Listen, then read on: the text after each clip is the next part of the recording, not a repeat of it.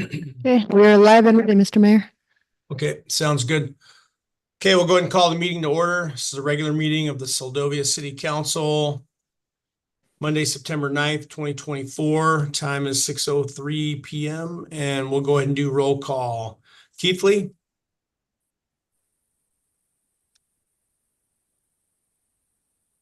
I didn't hear it. I saw you do it, but I couldn't hear you.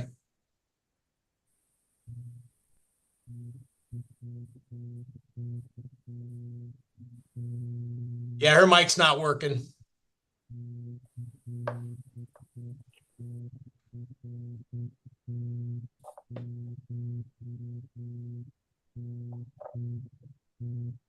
Sounds like we're getting a bunch of feedback from something too. Okay.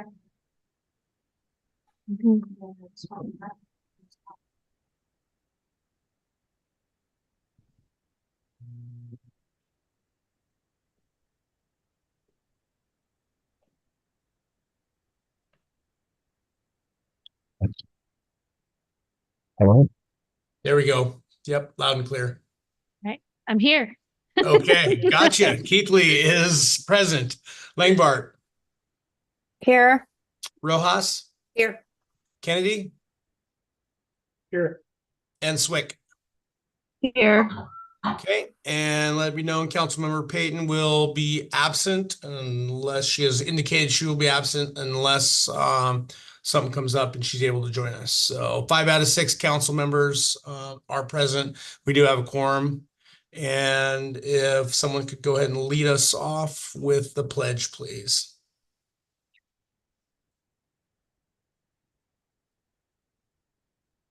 Allegiance to the flag of the United States of America and to the republic for which it stands, one nation, under God, indivisible, with liberty and justice for all.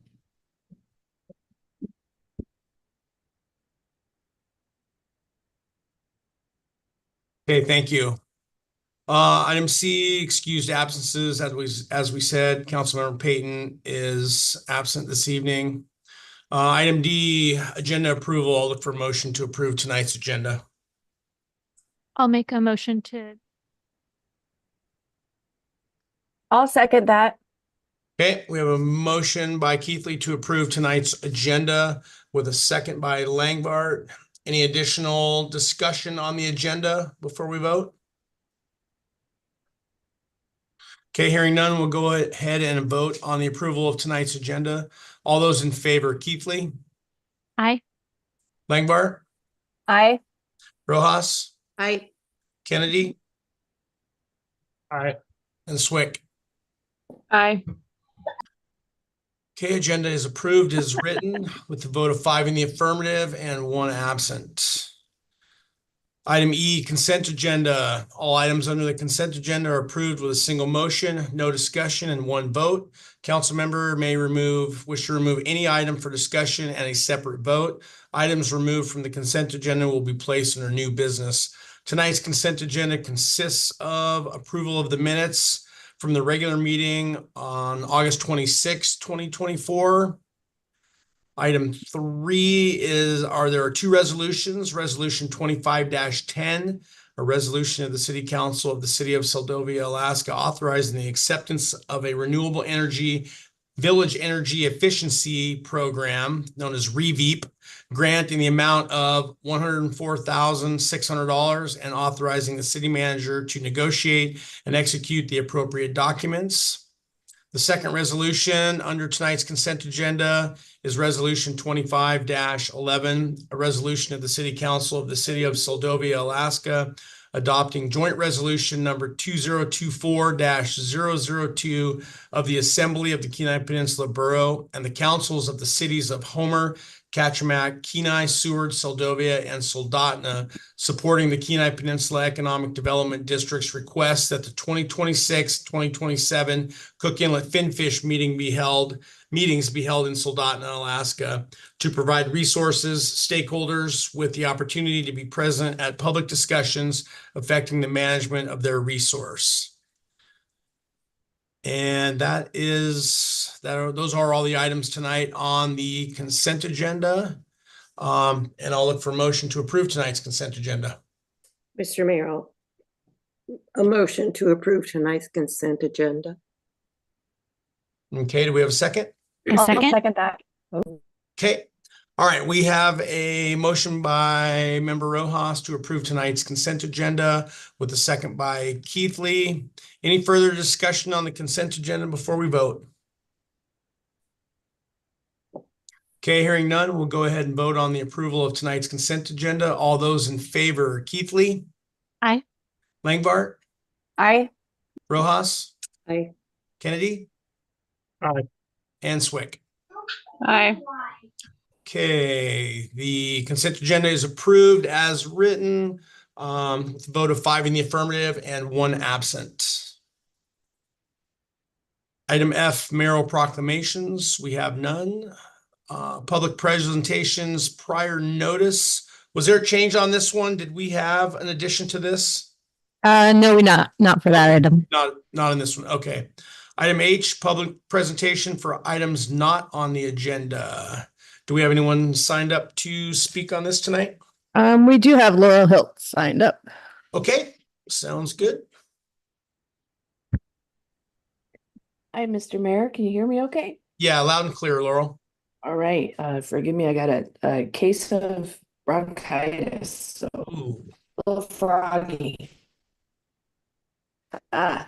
Well, last week we had a wonderful luncheon hosted in Seldovia at Seldovia Village Tribe. That was a partnership with the Alaska Food Policy Council of the Alaska Food Hub and folks from around the world who really care about food sustainability and food systems.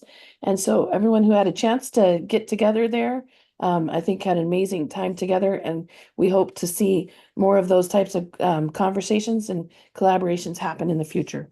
Right now, we've got a retreat at our Sea Otter Cabins at the head of the bay happening with Kim McNett from Homer, who's doing mushroom illustrating, and we've got a good 7, 8, 9 folks out there enjoying that space and learning more about the incredible mushrooms of this area. And we're hoping to see that occur again next year. So just putting that into your on your bonnet right now, put that little thought in there and be thinking about it for next year. It's a great opportunity to attend that, be a part of that.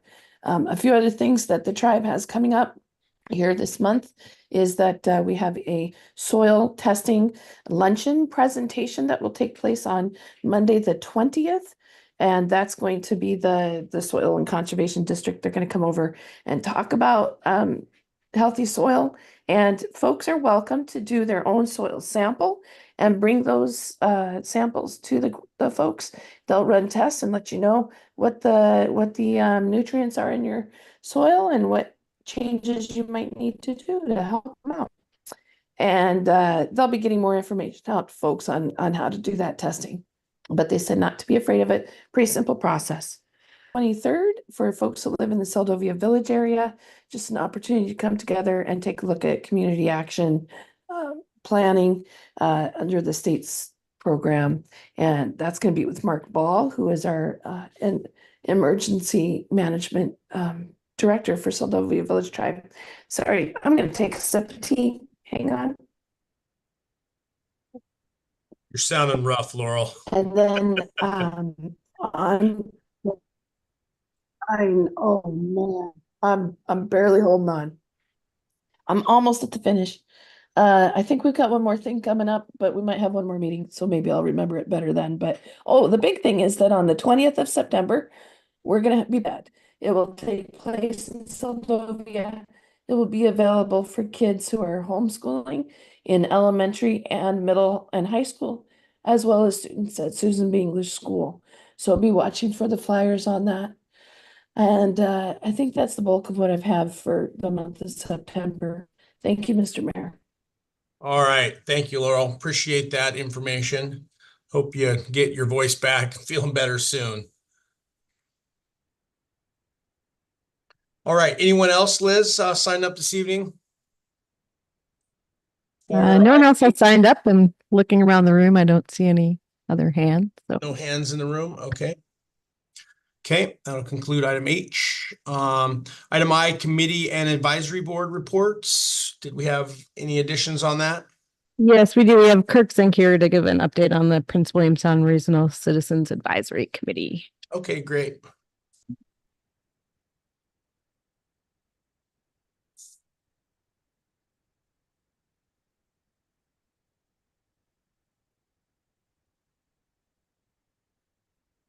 Greetings. We're good. All right. Thank you. Hello. I'm just here to give you a little bit of an update on the activities of Prince William Sound Regional Citizens Advisory Commission. The commission was formed after the 1989 Exxon Valdez oil spill, and the primary responsibility is to monitor the safe and intact transportation of oil through Prince William Sound out into the Gulf of Alaska. So so the last time I was here, I believe I talked about there's a tank farm there that's at this time 8 tanks are in operation on a hillside in Valdez, the Valdez Marine Terminal. And each of those tanks stores 23 million gallons of oil. That's the capacity. And not all of them are full these days, but and not all of them are always in active use. But the pipeline is still producing, and that is the terminus. The oil is stored there and then transferred to tanker ships. And tanker ships come in. I think there's roughly around 3 or 4 a week that come in at this point. And those things have a capacity of, I don't know how many million, but it's a couple million gallons. So you're shipping that out over the water. There's a liner underneath all that tank farm to contain spilled oil if a spill should happen. And that liner is it is around the whole tank farm, and it is capable of containing 8.5 million gallons should a spill occur. And that's about 40% of the capacity of those tanks. Alyeska pipeline company is responsible for addressing all spillage regardless of how much happens. So anyway, that liner is made of asphalt and it's buried under several feet of gravel. It's got some other stuff in it too, but it has evidenced some holes and other nicks and tears in it over the years, and it's over 50 years old now. And there's a lot of concern about it. There's cracks, there's some holes in it when they have to excavate to do some kind of repair or that kind of thing on the tank farm itself, or some addition or repair in the tank farm. So they continue to study this. It remains an ongoing concern, and to me, it sounds pretty darn serious. So we do keep an eye on it and keep up with Alyeska on what's happening there. About the last thing we want is another spill. So, and that tank farm, by the way, is on a hill above. It's a downward slope. So anyway, that's one issue that we continue to address. And then we have spill response teams. There's drills and exercises to oil spill responses that are year-round event. This spring, there was a fleet of fishing boats out there working on, actually they're working out of Whittier this year, training to respond to spills. And that particular exercise rotates between Whittier, Homer, and Valdez.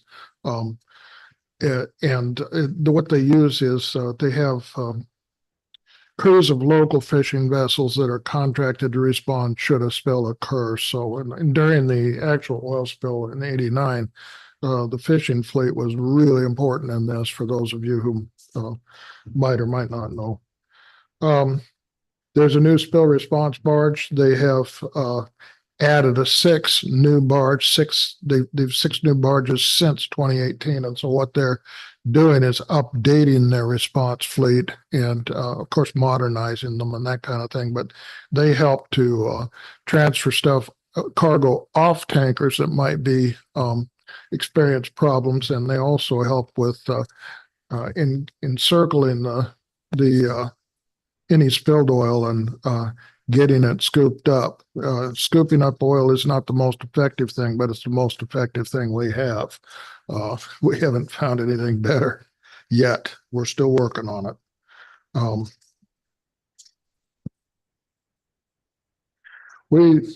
In the last meeting I went to, we learned that there's a new oil field under development on the North Slope. So this is pretty remarkable. It's called Santos. It's being developed by an Australian company. They began exploratory drilling in 2023. During the process of submitting spill contingency plans for review and approval by the Alaska Department of Environmental Conservation, and they anticipate being ready to ship oil by 2026. This adds oil into the pipeline. This was not anticipated. I know there's another field out there someplace, and I don't recall the name of it. It's not that far along, but it's coming probably.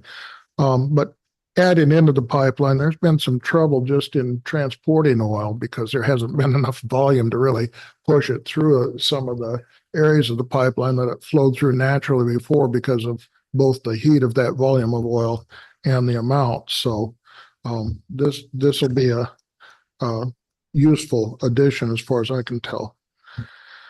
Another thing that we have been addressing over the past year and a half well, it's more than that, I'm sorry. It's been several years, but is the elimination of fire suppressants that contain a chemical substance known as PFAS. And I'm not going to try to pronounce it for you, but last year, it was the Prince William Sound folks, along with a whole bunch of other people, interested parties and so on, and the legislature pushing to get PFAS legislation passed. It did pass in 2023, but it was vetoed by the governor.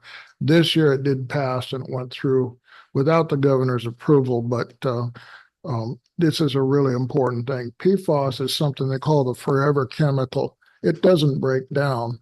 And it's in the drink. I can't remember I was going to look that up and I didn't, but it's in drinking water and it's a worldwide problem and it's toxic. So it's not a good thing. So what they're doing as they're making this study is they're looking to find something that is hopefully as effective as PFAS. I don't think they've quite got it yet, but anyway, they're still working on it. I expect to hear in a couple of weeks of some progress on that. So let's see. I'm just checking my notes here. Oh, all right. Low doses of PFAS have been linked to suppression of the immune system. Studies show exposure of PFAS can increase the risk of cancer, harm fetal development, and reduce vaccine effectiveness. So those are just a few things that I managed to pick up there. And PFAS is the foam. It's a foam, and it's used to fight fires that cannot be put out by water. So oil would be one of those. And so, of course, it's at the Alaska Tank Farm, and it exists in these communities. My buddy down in Port Graham is the fire chief there and has had some real concerns about PFAS there. And I imagine we probably have it here, but anyway, it's something to be alert. We don't, or we did. You shook your head, no. Yeah, we did have some 5-gallon buckets of it, actually quite a few, and we disposed of it through hazmat over the last several years. So Oh, yeah. That's something I believe we've eliminated, but I'll double check on it. It was just a thought. Yeah. Yeah. Okay.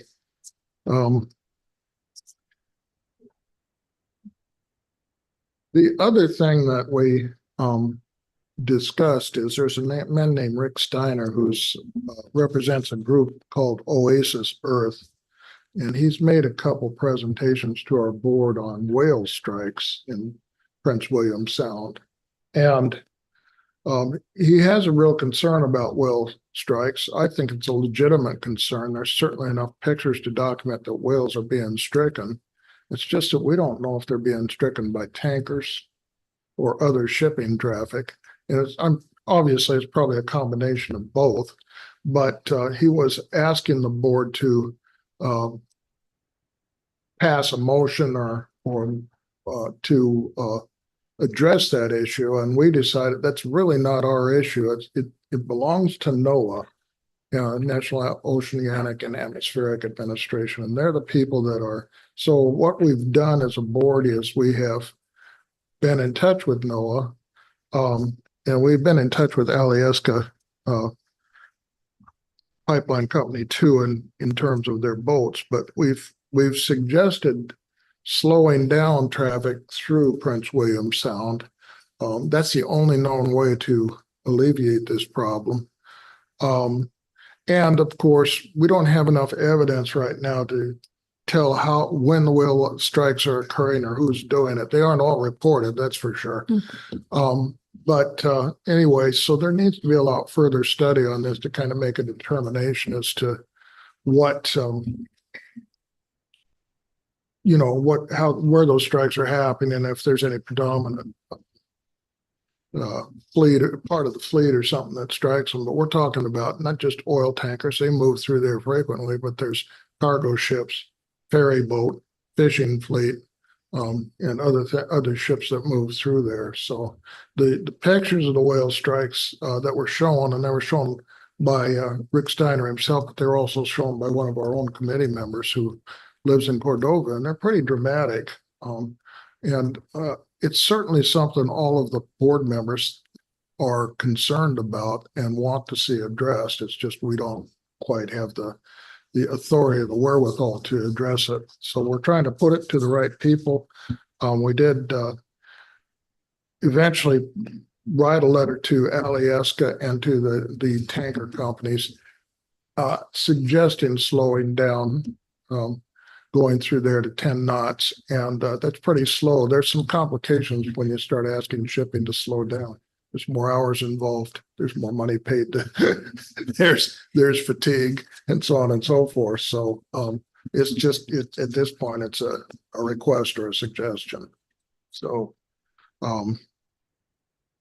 we want to protect the whale populations, however, and those feelings are very strong among the board member. And with that, I really don't have much more to comment on today. Does anybody have any questions?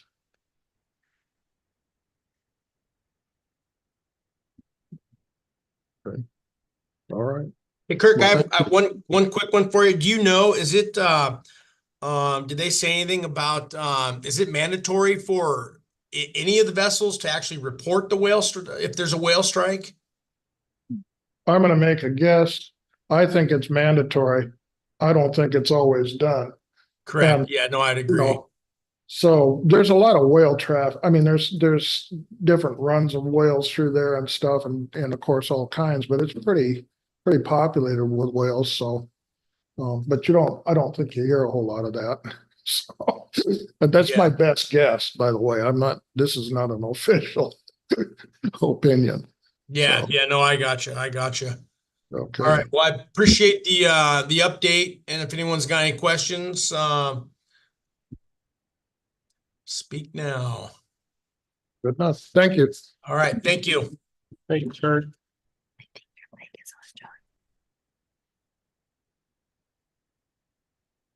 And Liz, nobody else was signed up? No, nobody else has signed up. Okay. All right. That was item I. Item J, administrative reports. Doesn't look like we have any. That's correct. None this meeting. And item K, public hearings, none. Item L, unfinished business. Item L1, ordinance 25-02, an ordinance to the City Council of the City of Seldovia, Alaska, rezoning waterfront, resub number 1, lots 2 through 4, block 13 from commercial business district to waterfront commercial residential district, and adopting an updated zoning map. And this was postponed from the last meeting to this meeting because we were missing a couple council members last time.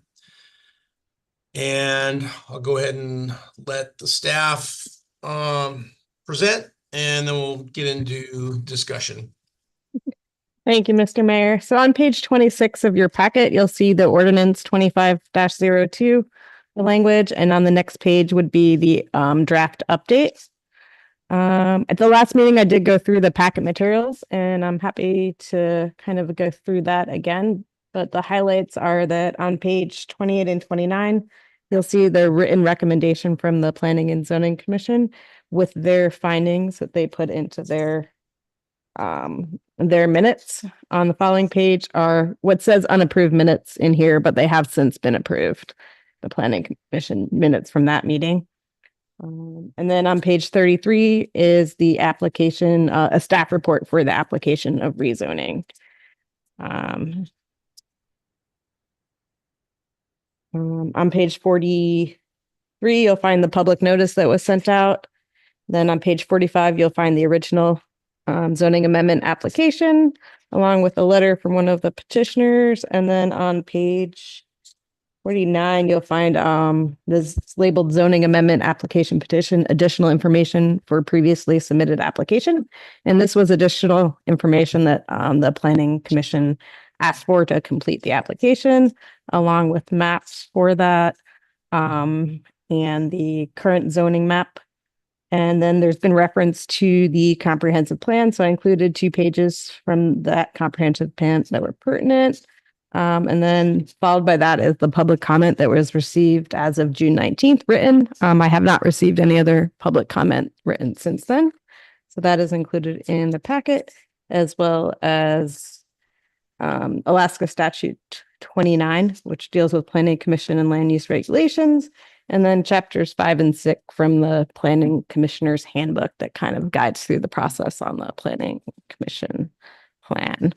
We also have Randy Sweet here, our Planning Commission Chair, if anybody has any questions for her, but I leave it to council if you want any further information on anything at this time.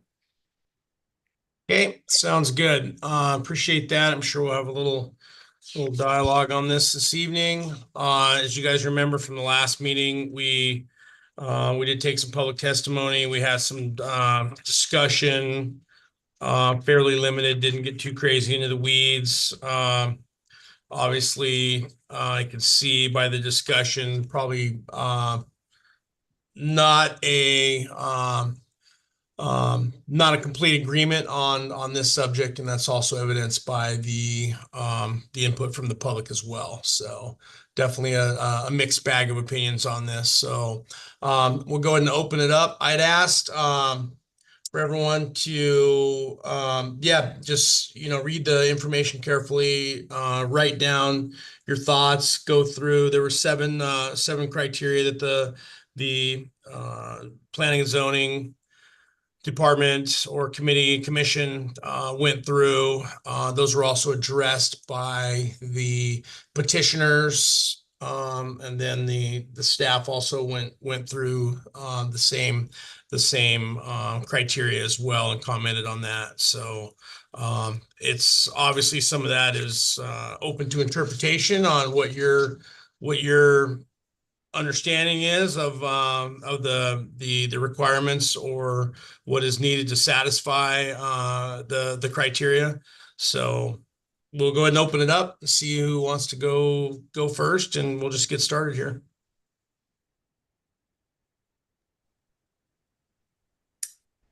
Mr. Mayor, seems no one's stepping forward.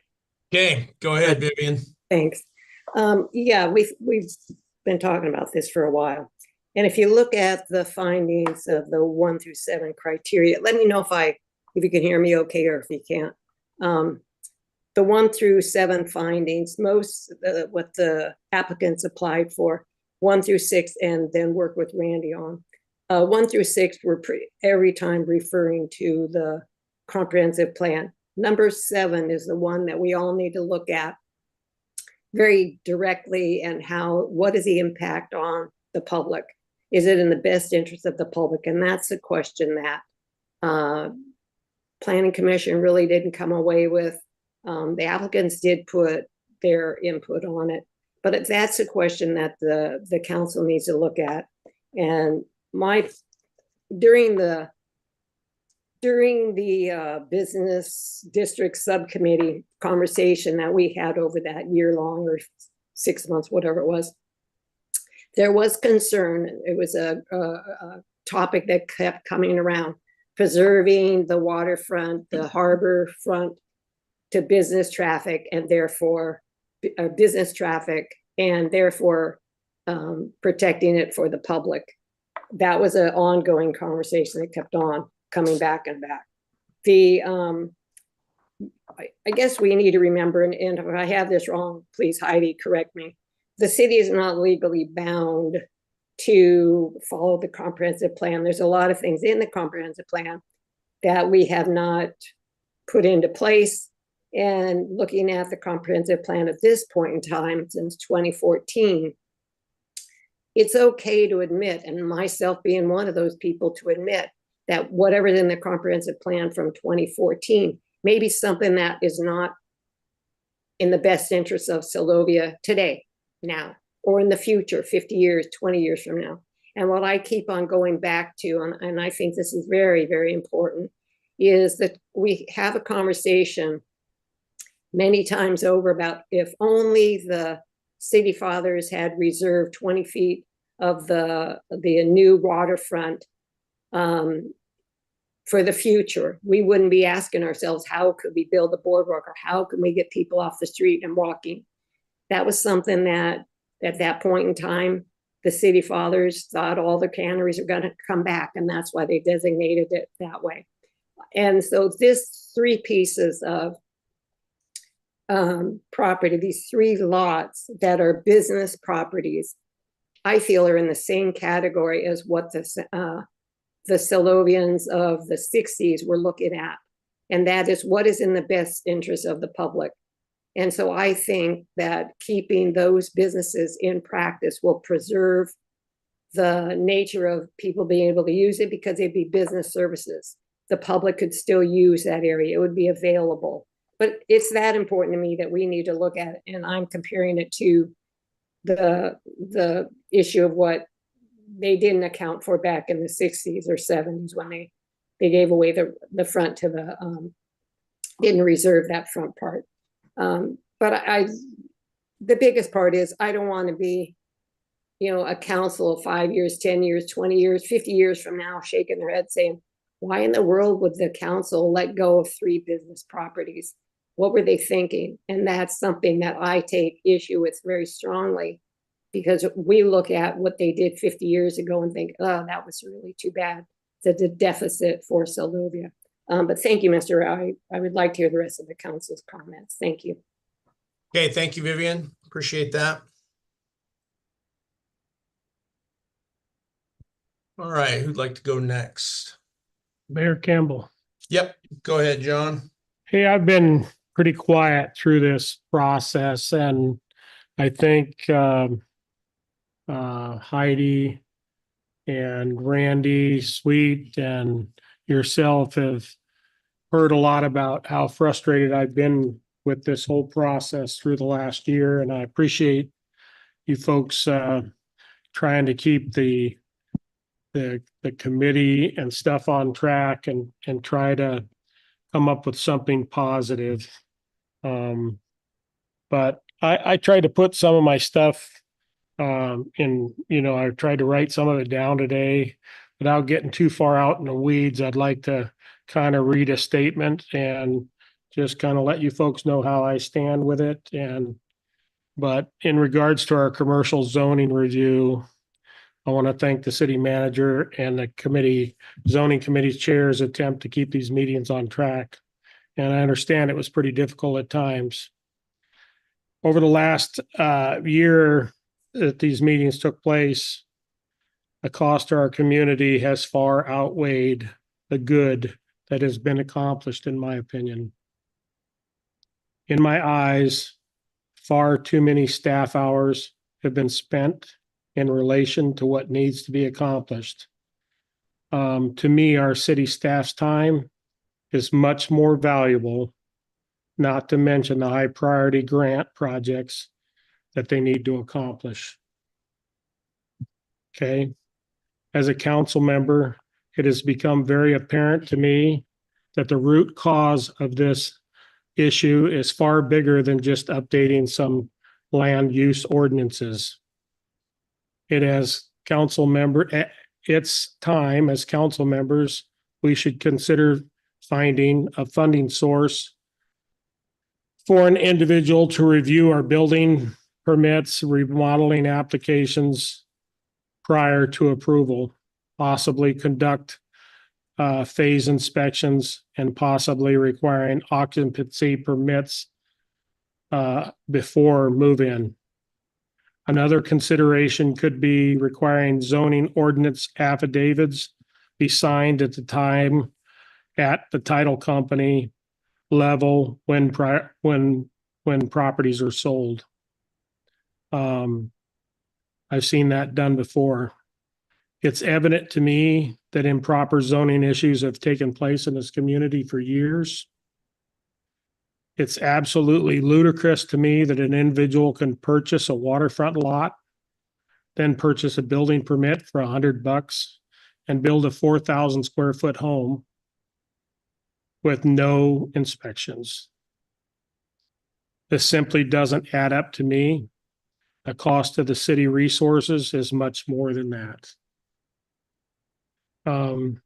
If this person was hired, could review all construction applications and could conduct all inspections. This person could also work closely with the zoning board, the city manager, mayor, and council to update our zoning ordinances so that they might be consistent with other coastal communities in Alaska. I have a few remarks about the zoning review and its cost to our community. And I'm going to start with this one.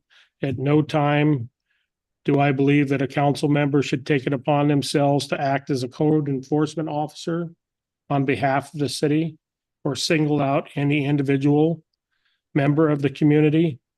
It's always in the best interest of the community member to take their concerns to the city management or the mayor so their concerns can be vetted properly. The same goes for all city staff and zoning board representatives. At all times, a representative of the city should always take the high road and never stoop to anything that could be considered inappropriate. Far too many times in my short 5 years in Seldovia have I seen good families come and go because the actions of a few. And I think it's pretty sad. When I hear comments like, I no longer want to take any active roles in this community. We are done investing here. We plan to sell most of our assets here and invest elsewhere. Maybe a place where the business environment is more favorable. It's a sad day for Seldovia when this happens. And shame on us of those that take part in that. When a member of the community wouldn't feel comfortable to share their thoughts and ideas with the community. In closing, the only thing that I'm going to be voting with the recommendation of the zoning board tonight. That's all I have. Okay, thank you, John. Appreciate those comments. Who else?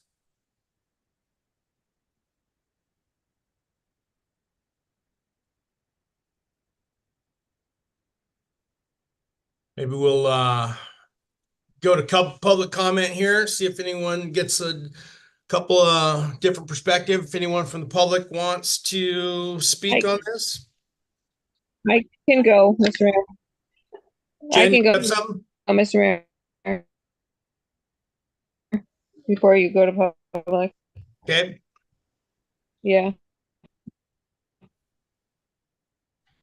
Go ahead.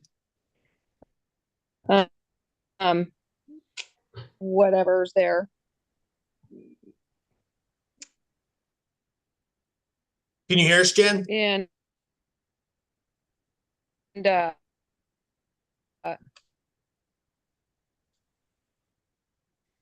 have a hard time. Yeah, can you Hey, Jen, we're only getting turn that off we're only getting every other right word now? here. show off. Jen, your internet connection's poor. Yeah, we're only getting every other word or every third word, Jen. You can't hear, nothing's better. Okay, now that was better right there. Okay. Okay. Okay.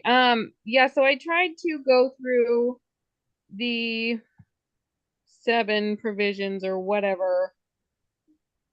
I mean, so the need of this to change. Right now, they're required to run a business in there. Are they, and they're obviously not. Are they getting fined for this? I don't remember how that discussion ever went. Is Heidi, do you know that? Can you guys hear me? Yes, through the mayor. Thank you. So currently there are 2 of the 3 properties have business licenses for businesses that operate, either are managed through an office on the property space or utilize space for storage. And the third has been working towards renovating and building for a business. Okay. Okay, great. So they're in compliance anyway.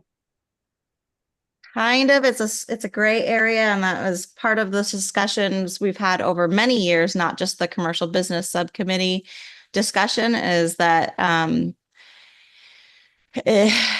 that we don't have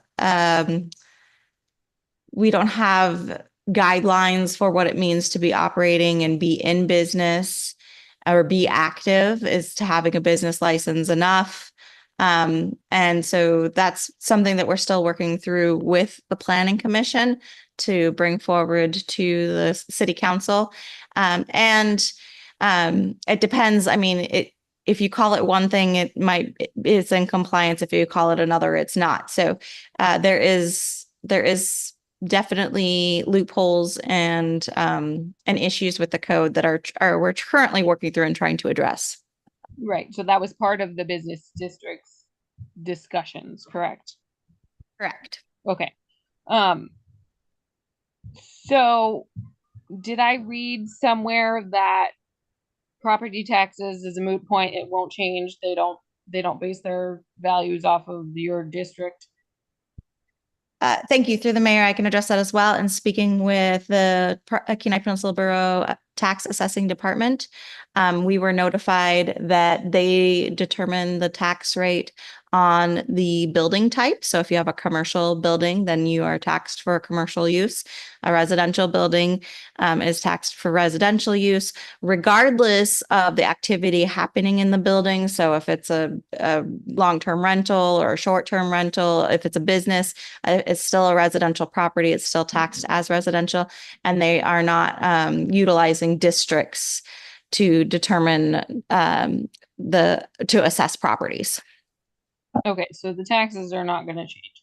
The only thing that's really going to change is their water bill. Is that kind of the bottom line here? Well, and sorry, through the mayor, that also depends on what they're utilizing. So if and if they change to a WCR, a waterfront commercial residential, and they're still operating a business, then they would still have the same, potentially the same water and sewer rate. However, if they're just a residential, then that would go down, and be somewhat less. Okay. So, I mean, right off the bat, I really feel like there is no need to change this. I mean, I understand that there's a desire, but there's no need to change this. What's the next one? Obviously, it goes along with the comprehensive plan, but I also have a problem with that. I understand the idea of the SLU district. Sure, this map, let me find it here, looks like a great idea.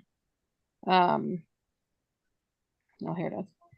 Page It 27. also, yeah, I mean, if we're gonna go about that, if that is the only justification, which based off of the application is the only justification, which is kind of irritating to see. That why are we not looking at the entire town? I mean, it's gonna change if we want to do what's on this preferred land use, it's going to change a lot. And maybe that is something that needs to happen because our current zoning map is kind of ridiculous in places. I don't understand how my neighbor who can't even see water is waterfront and I'm not. I don't want to be waterfront, but I'm saying there are people in my neighborhood who are considered waterfront. Somehow SVT is not waterfront, but Harmony up above it is. I mean, she can see the water, sure, but why is SVT not waterfront? I mean, there's then you get down to where Chistis is residential, but next door is not. The map is weird. I mean, if we're gonna be looking at 3 properties, why don't we look at them all? Which is a huge can of worms to open. But I mean, she's talking about this is illegally spot zoned. I don't believe that at all. Everything around the harbor was zoned the same. They just happened to be on the other side of city property, which is being used for commercial use anyway. There's the pavilion, there's the whatever you want to call them, the Coles vending. There's businesses happening in that area. That whole we're 600 feet away from business is no. And then the traffic, every single person who comes into town is told to go to the historic boardwalk. Every single person is directed past those properties anyway. The traffic is not going to be any different.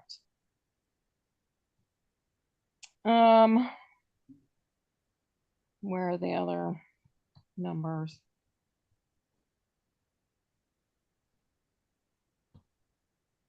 Obviously, there's no undeveloped land in number 4, number 5.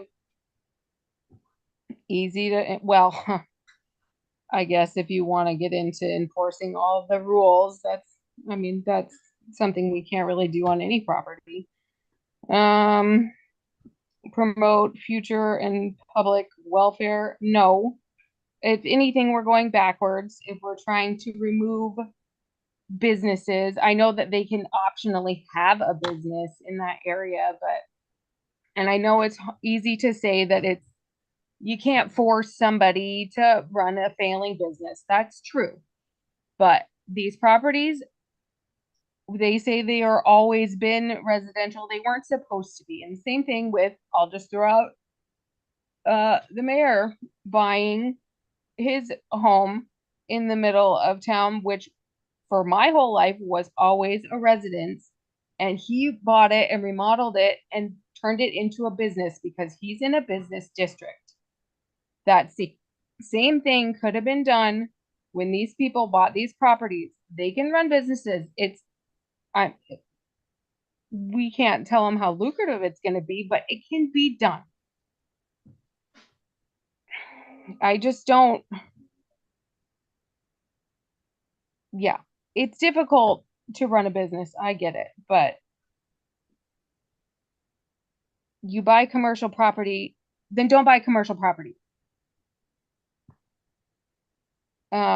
Obviously, yeah, like Vivian said, the best interest of the public. No, it's not the best interest of the public to go backwards. And it's even part of the comprehensive plan that we don't want to give way to part-time residents or whatever. I found it in there, although it only says it doesn't include those 3 properties that ends at Airport Avenue, whatever. But the same idea is there, that we don't want to give our commercial property up to part-time residents. You know, I'm glad that there's both sides being discussed on this. Although I don't really agree with a lot of any of it. I mean, the people who I find it interesting that the people who are against it are actually people who live here, and the people who have the one-liner saying, I don't mind, I had to Google where they live because they don't live here. I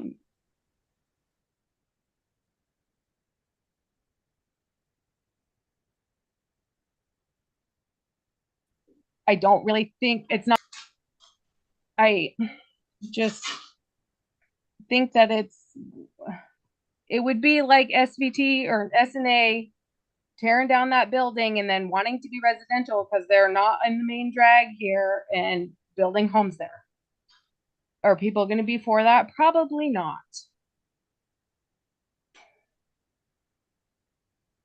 Yeah. I not really in support. I'm done with my rant. Thank you, Jen.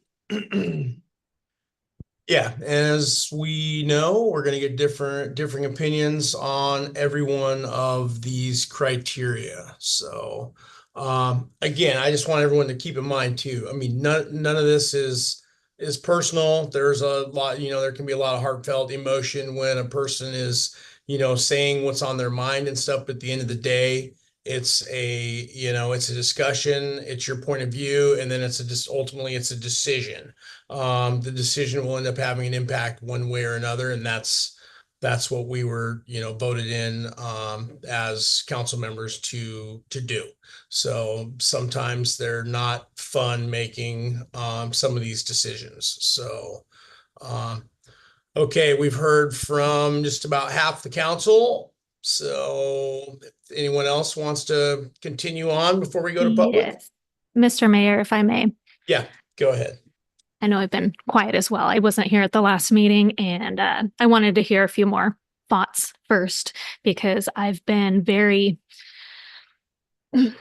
back and forth or just very undecided on this. I've had a lot of different people come to me, and my initial thought on looking at this, it's kind of like Jen, when I look at it from my business point of view and I go, I would never buy a piece of property zoned a certain way and want with intent to do it to utilize it a different way. But then my brain said, well, as it's been brought up, the intent that I knew of down there was that there was intent to have business going in those places. So I'm like, well, then why are we looking at this? And that's why I wanted to listen a little bit more to get other people's feelings and background. And I do think it's a big can of worms that's being open regardless, because, it's okay for people to ask and want change.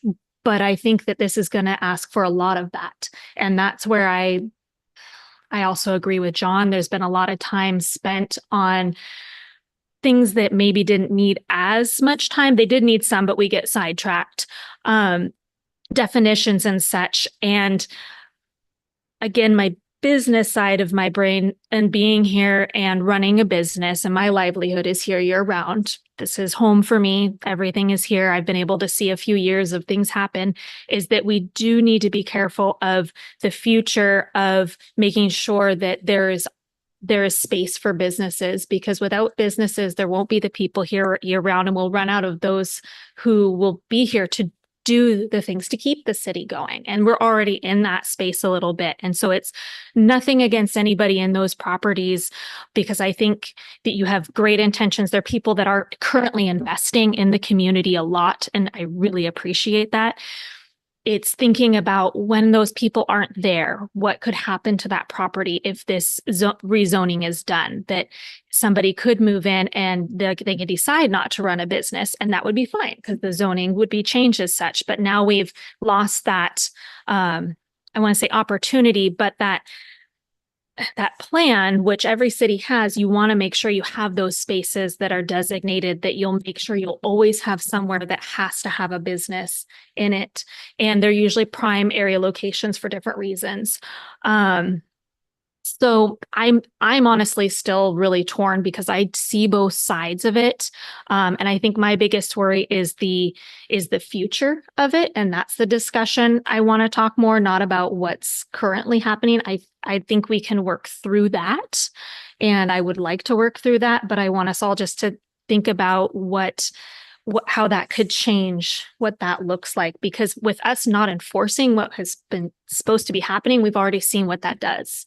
And that's also, as John said, shame on us, but it's none of us here. those in but shame on the city, the previous this is how we got here. things were not enforced. And there's a lot happening right now that our amazing city staff is really trying their best to clean up a mess, and it's not easy. So that's where my thoughts are. And I'm going to leave it there because I do want to listen more. Thank you. Thank you, Ashley. All right. Well, that's 4 out of 5. Meg, do you have any thoughts you want to share?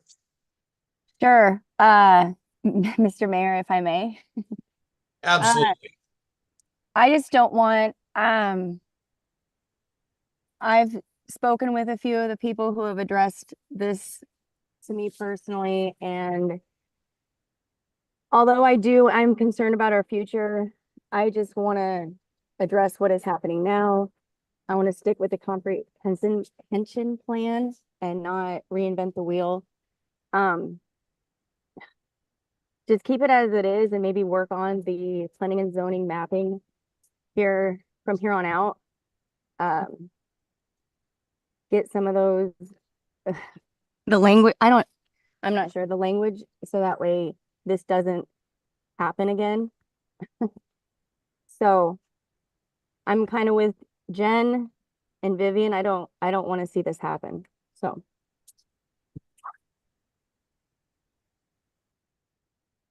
that's all I got. Okay. Thanks, Meg.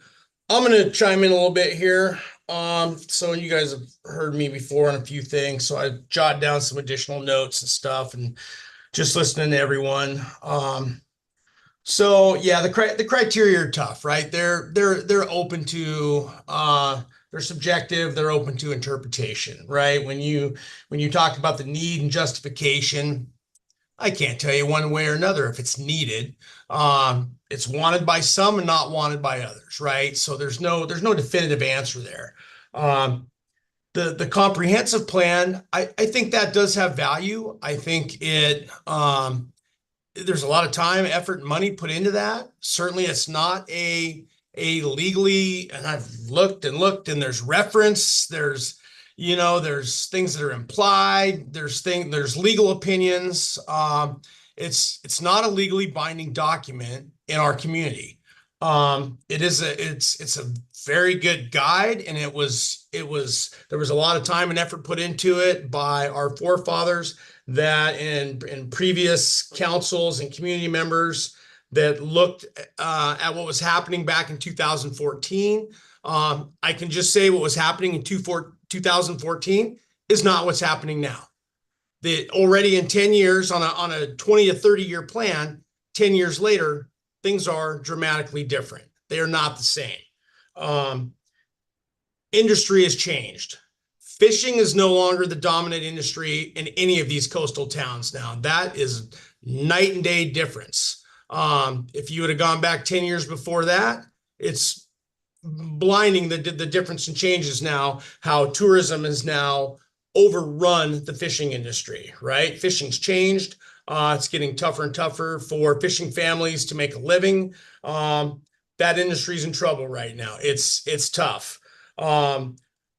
Tourism has exploded off the charts everywhere, and some would argue that that's good. Others would argue that it's a detriment, right? Certainly our little town can only handle so much tourism. Right now, I can tell you definitively, and no one could argue this point, what pays the bills in this town for our business, and it's tourists. Without the tourists, I think 99% of our businesses would be dead.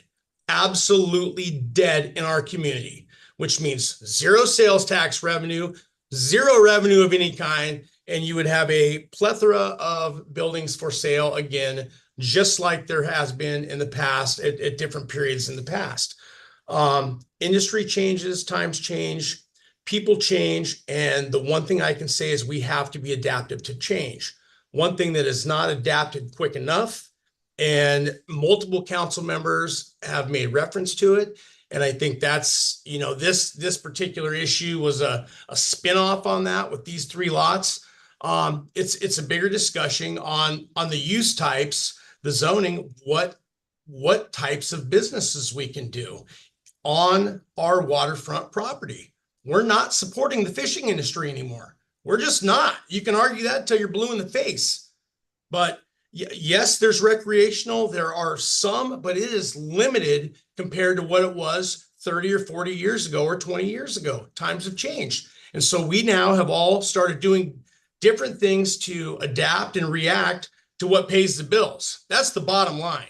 It's money. If you're in business, you're there to make money. You don't do it because it's fun.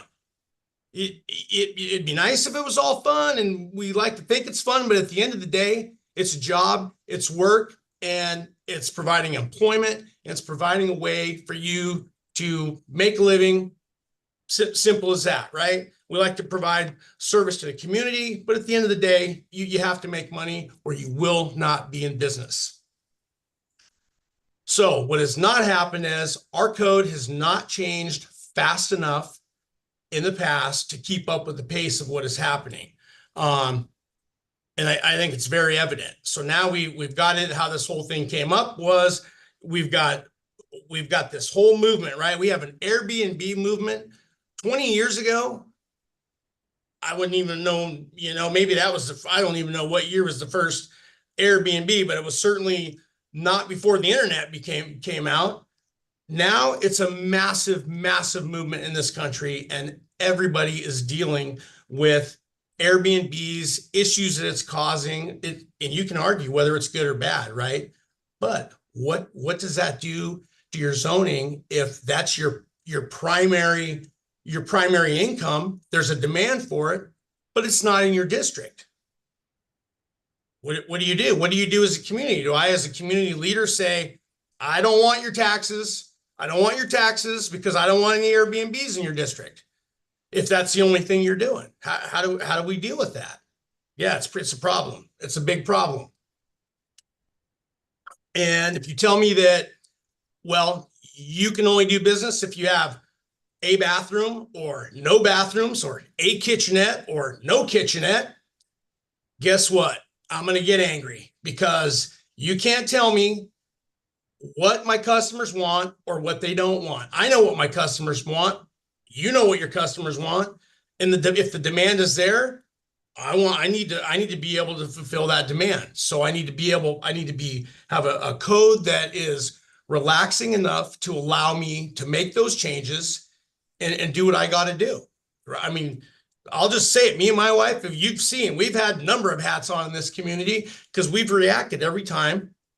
What it takes, you can run a business, you have these great dreams, and guess what? At the end of the day, if you can't make it viable or you can't pay the bills because of where we're located, because of the nature of the seasonality of our business, then you either have to not be in business or you have to change what type of business you're doing, right? You have to reduce your overhead, et cetera. You have to be able to react quickly or you're going to be bankrupt. Simple as that.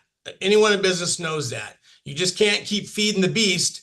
And at tax time, you look at the bottom line and you're like, oh, yeah, well, that's not working. So you can only do that for so long before you got to make changes. I know I'm going on a bit of a rant here, but I feel pretty strongly about this. I think mixed use in all of these areas is good. Almost, outside of industrial, the industrial gets a little bit different. I mean, depending on what you've got, and when you start mixing industrial with residential, that gets messy. But certainly your commercial residential, your waterfront commercial residential, your commercial business, all that unique types of businesses with adjoining residences, that's fine. That's all fine. That works. And I think that works especially well in smaller communities. Yeah, one fear, and I'll say this again on the record, my fear has always been that if you let your waterfront go, if you don't have any sideboards, all the waterfront lots, and it's no different in any community, right? That's just a natural thing. Everyone loves living on the water. I can't blame anybody for that. I love living on the water. When I bought mine, I knew I had to have a business there. I mean, it was as simple as that.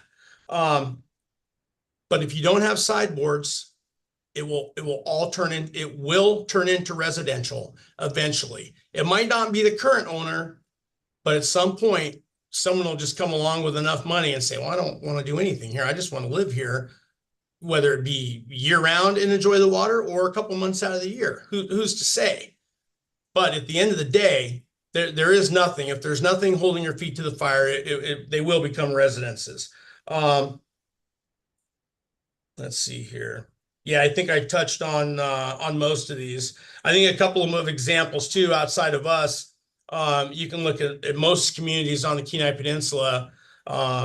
Seward, Homer, Soldotna, Seward and Homer especially, because those two communities had monstrous fishing fleets for the long line fleets. Soldotna and Kenai are a little bit different because they've got the drifters over there and stuff.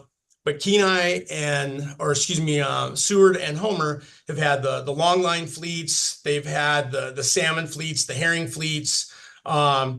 They've had all that, and those numbers have just dwindled to a fraction of what they used to be now. And you go in any of those communities, you go in the harbors. Sport fishing obviously is still big in Homer. We get a lot of spinoff from that in Seldovia, which is super, super nice. We'll take visitors however we can get them, right? But Seward, out of all, if you go over there and you look at that's no one would have ever imagined 20 or 30 years ago, the transformation is what is going on over there now. And I can't say it's all good. If you're a resident there, you see that explosive development over there, you're probably not extremely happy with it. If you're a business owner, you might be pretty happy with it. But again, that goes back when you start looking at criteria, in terms of, will it promote the present and future public health, safety, welfare, and is it in the best interest of the public? Completely debatable. You're never gonna get a complete agreement on those. So yeah, so that's what I've got. I think we need a bigger discussion on the types of businesses, what are allowed, what people can do. And for me, that's the crux of the issue here. So there's no reason that, anyone that's in those commercial business district should be able to allowed to do just about any type of business on their property there. That's, not a detriment to, no junkyards, obviously, stuff like that, but certainly should be able to do just about anything. So I'll leave it at that, and we'll. I think that was just about everyone on council.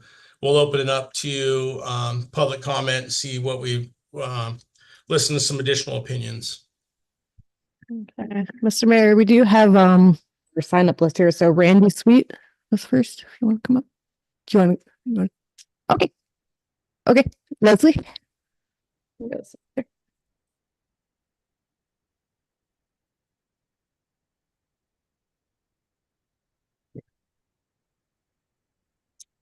Well, I guess I better weigh in since this is directed at me.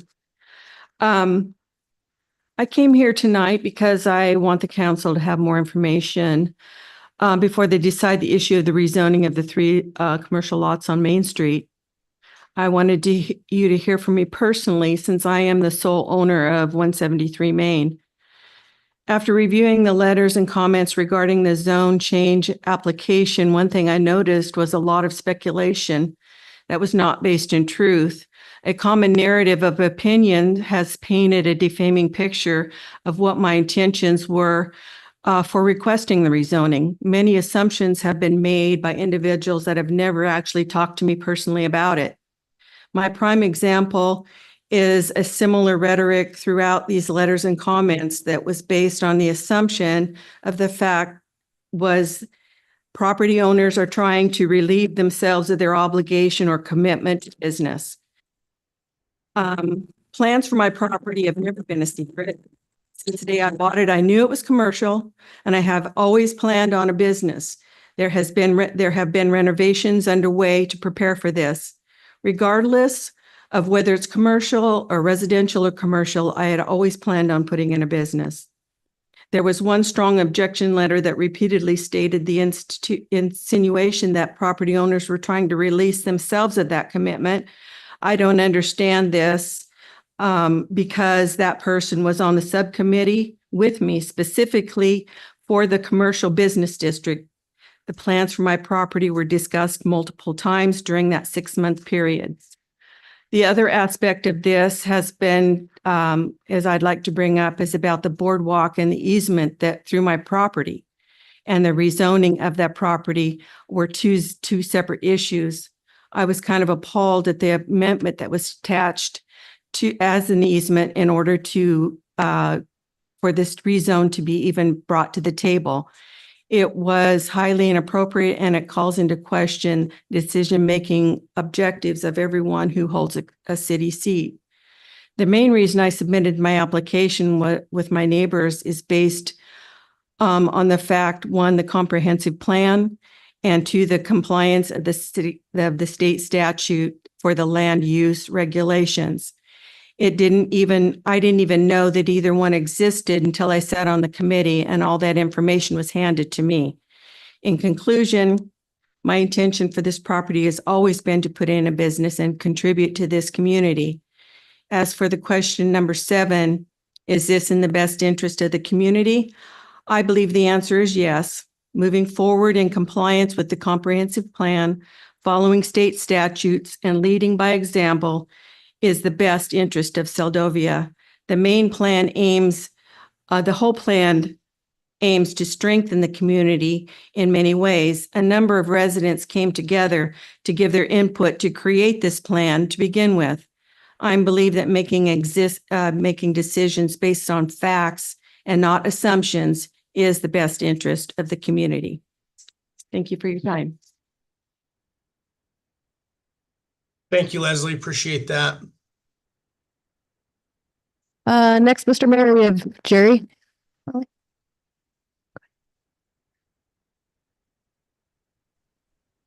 Okay, I'm muted. Yep, we can hear you now, Jerry. Yeah. Well, it's a lot of really good talk here this evening, a lot of good points being brought up, particularly by the council itself. And it is a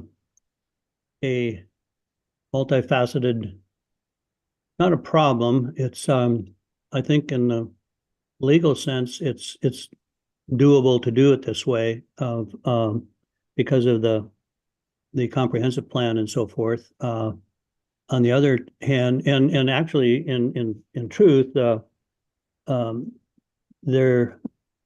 there was, those lots were all created by after the earthquake. I spent a little time with Leslie Giles and Mike Miller, and we sat down with a map, the old map of Seldovia before the earthquake, and we identified 50 places on the boardwalk and in some residential area too, or businesses and so forth. And there were no businesses in that area in the past before the earthquake, nor did any of that land exist because they actually blasted Caps Hill and recreated that. So where Main Street is now is where the old boardwalk was.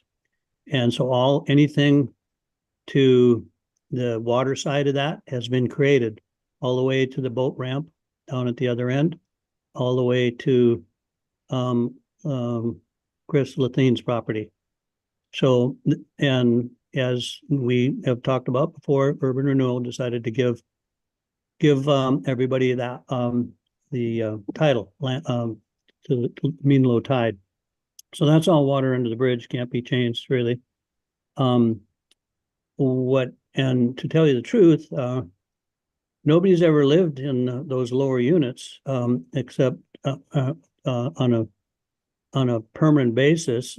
People that would let their families and so forth live down there when they had guests, but they lived in the upstairs. And they had businesses, some, that you could argue if they were legitimate or not or whatever, but all you have to do is have a for rent commercial property available and just set your price of what it is, and it's an undefendable situation. So it's there's those, yeah, those lots were created by urban renewal, but zoning and planning did spend a lot of time on this, and they reviewed the ordinance, they reviewed the comprehensive plan, they did it, and then they voted unanimously in the positive to support it. The things that I heard tonight that I totally agree with is starting with Jen was saying, you know, if we're doing this here, we need to look at the whole place, because there is some zoning things that just are unbelievable how they became one or the other.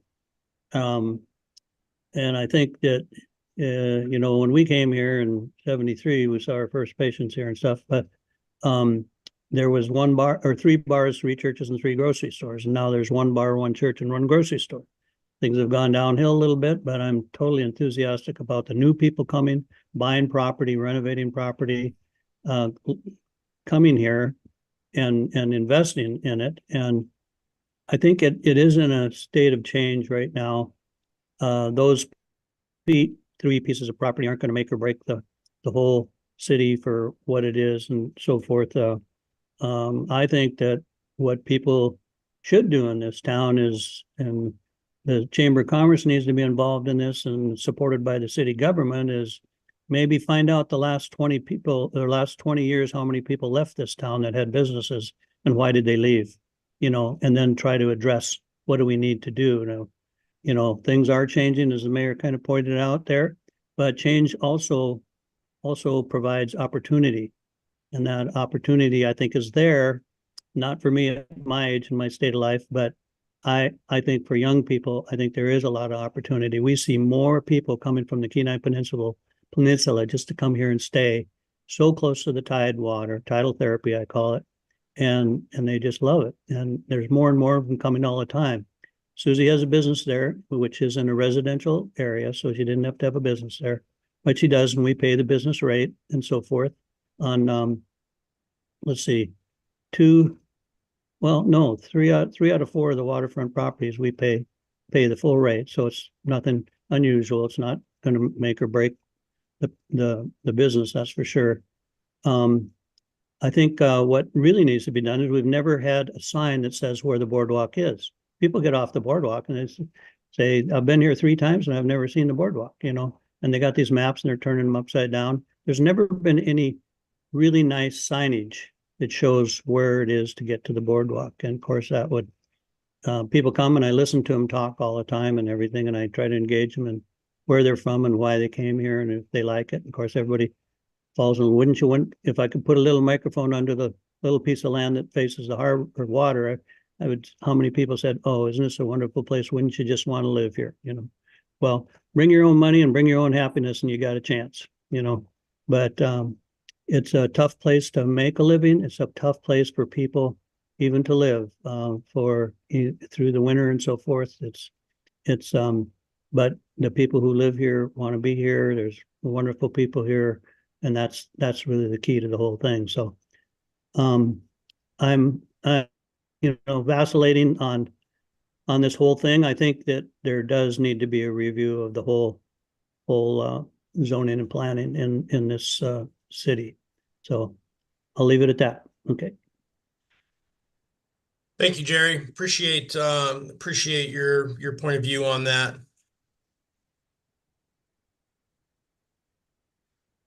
Liz, do we have anyone else from the We have Randy in the room.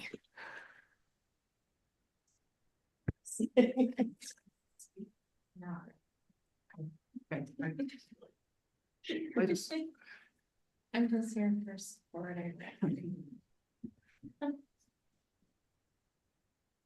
My name is Randy Sweet, and I've been living this for the last several months and talking to people, and I really would like to figure out a way to create a win-win out of this. So I'm going to start with talking about the past, present, and future in terms of the heart and culture of our coastal community.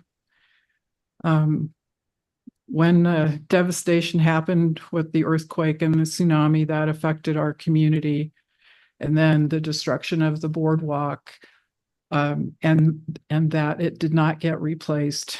I think that created a wound in our community. So that is felt, I think, very strongly. And that's a loss of connection, because it's like, just as we were talking about the boardwalk, if you're walking along the boardwalk, you're connected to the water, and it might be, an otter going by or birds going by or whatever's happening, you're pulled into nature. And so that, I think that's the amazing part of having a boardwalk.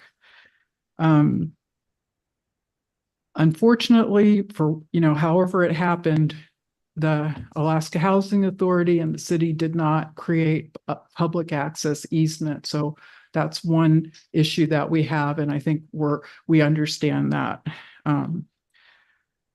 Another part of this conversation is that I think there's this misconception that it's the responsibility of the business owners to provide access to the public to the waterfront.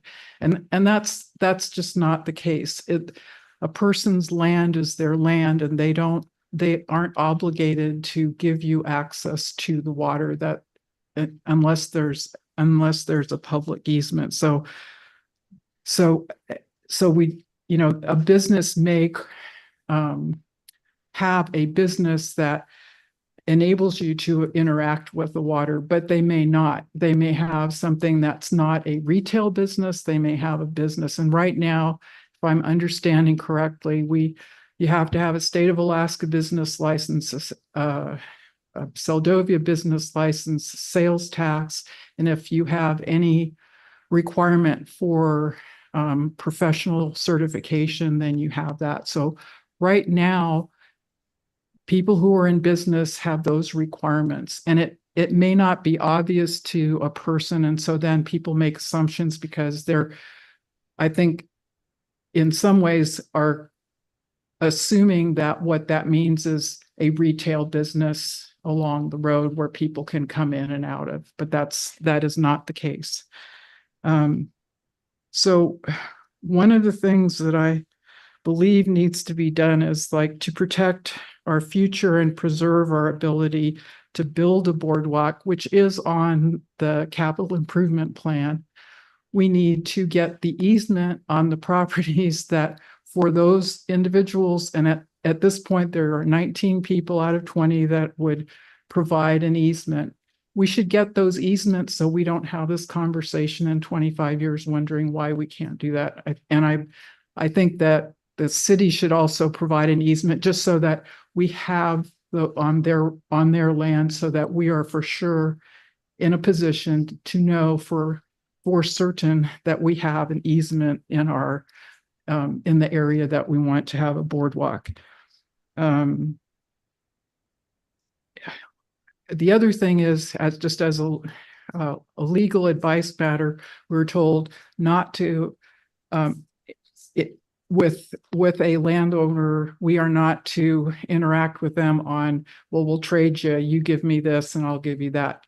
That's inadvisable. And so that we should not be doing that. So that's kind of the heart, and I think some practical things that we can do that ensures our future. And then there's the rules part. There's the do what we say. So in Alaska, there are laws that govern land use. There's a state law. There are requirements from the Kenai Peninsula Borough, and we have our own municipal code. One of those things is to have a comprehensive plan. And I want to be clear, because this is stated in the comprehensive plan, but a comprehensive plan provides a legal basis under state law for adopting land use regulations. So that's something that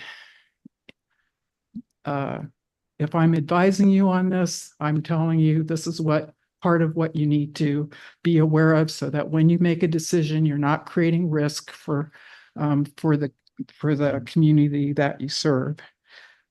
The comprehensive plan was approved by the Planning Commission of the time on March 16th, 2014. The City Council approved it on March 16th, 2014, and the Kenai Peninsula Borough approved their plan, which is a compilation of the region plans, on November 5th, 2019. So we are bound by those things as part of the decision making.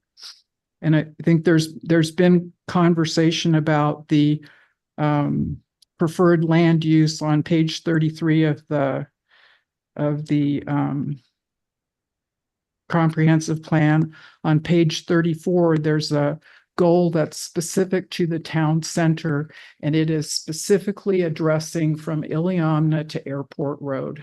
So within that plan, there was intent, and there's, all sorts of circumstances that have happened. But if you're looking at the document that everybody agreed to, that's what it says.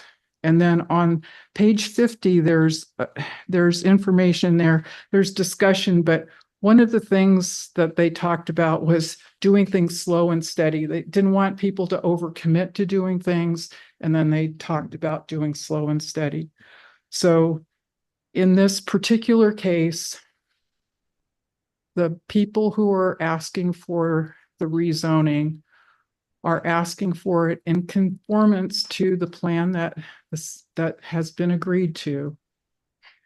And it is not spot zoning. It would not be considered spot zoning because it's incorporating into an adjoining district. So those are just specific facts. So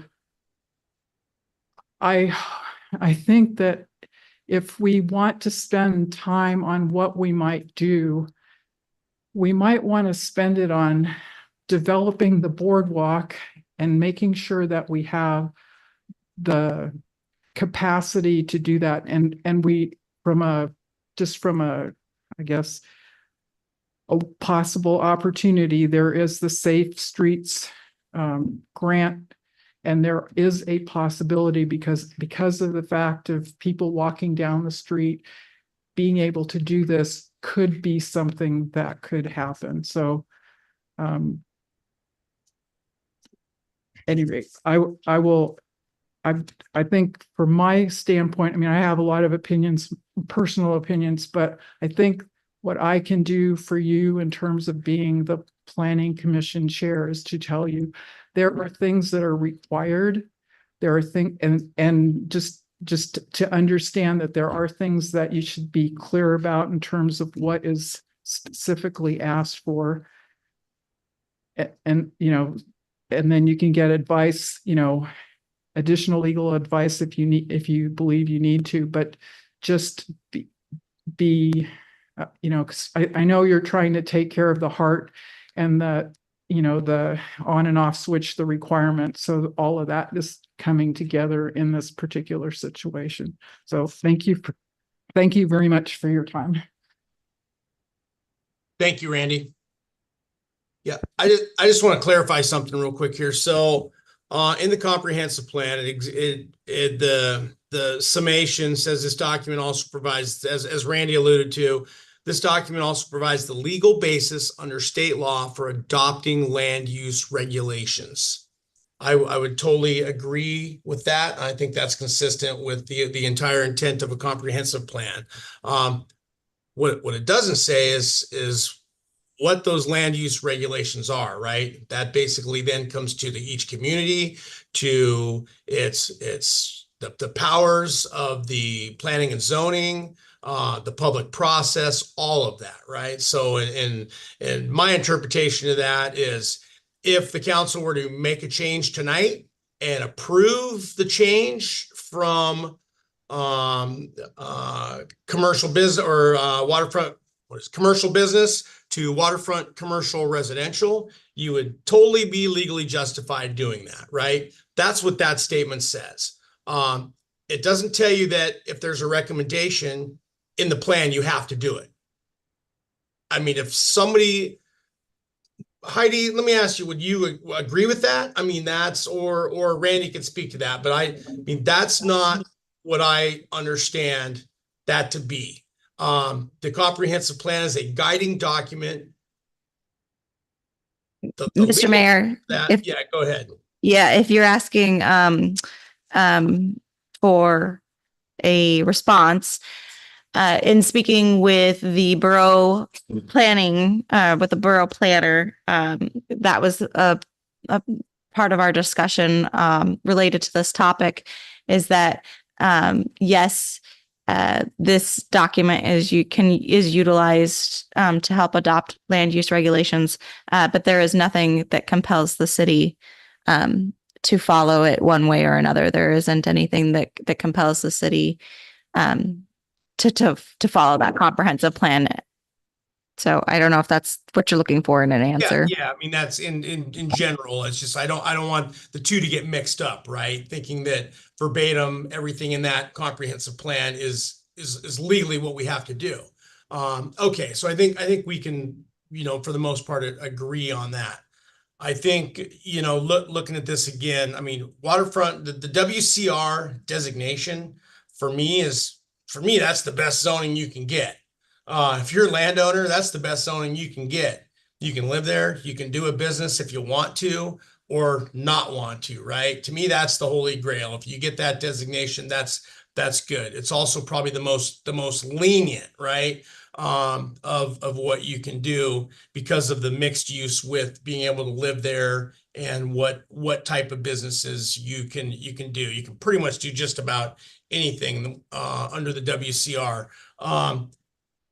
If you were going to carve out 3 lots and let me back up, not carve out. If you were going to take any 3 lots along the waterfront and designate them as WCR, I think those 3 would be totally appropriate. Every other lot around them is WCR.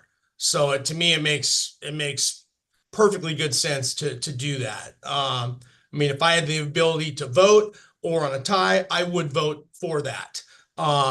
It just makes too much sense for it not to do that.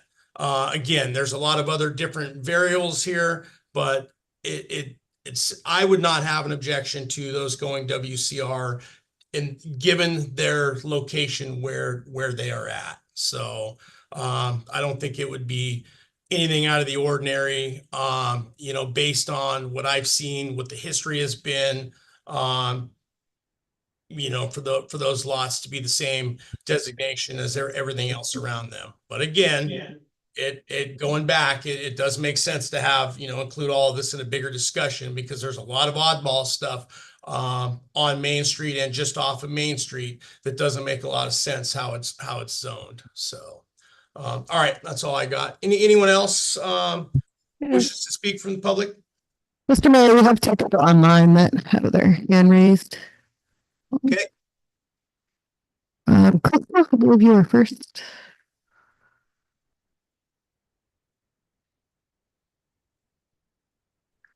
Hi, this is Crystal Collier. Can you hear me? Yeah, Crystal, we got you loud and clear. Okay, thank you. I think that I would just like to weigh in on a few comments. I think I heard a lot of wisdom out of the council. I'm sorry I didn't get to hear everybody. I got jumped on late. I was on YouTube and then I had to find my way to Zoom so I could actually speak. But I liked what Jen had to say, and I think that Ashley spoke with a lot of wisdom also.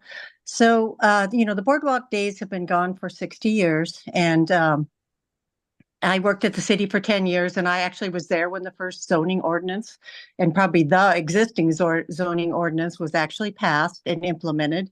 And I was the Secretary of Planning and Zoning.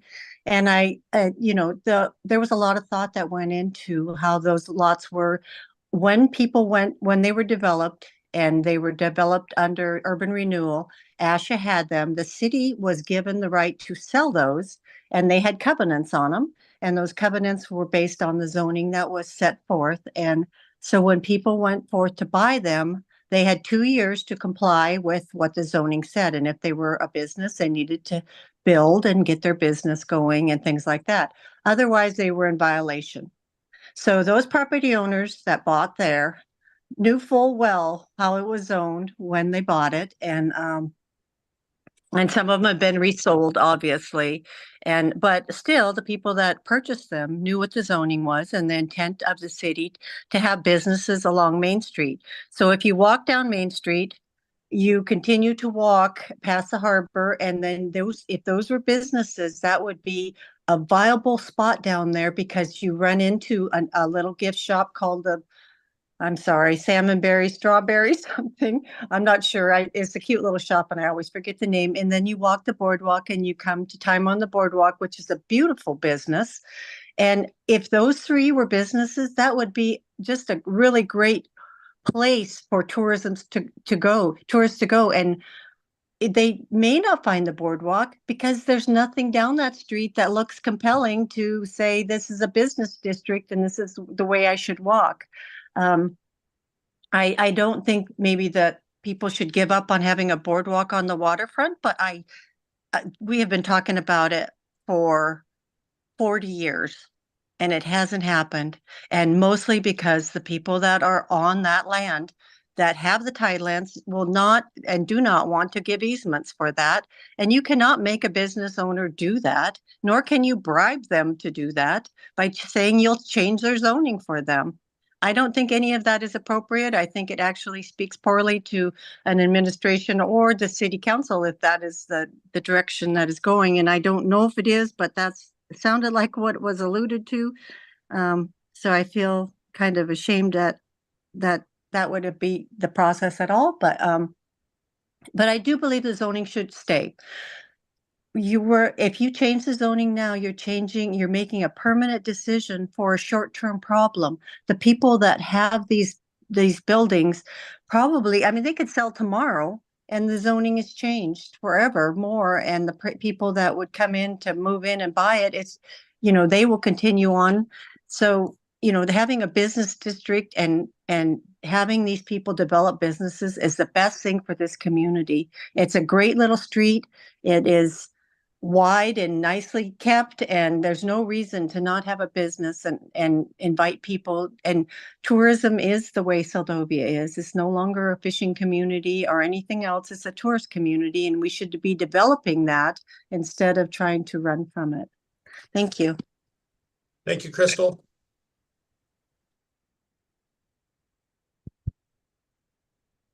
Thanks. Anyone else, Liz?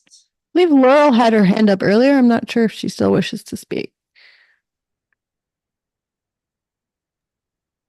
I figured I would save my voice. Thank you. Okay.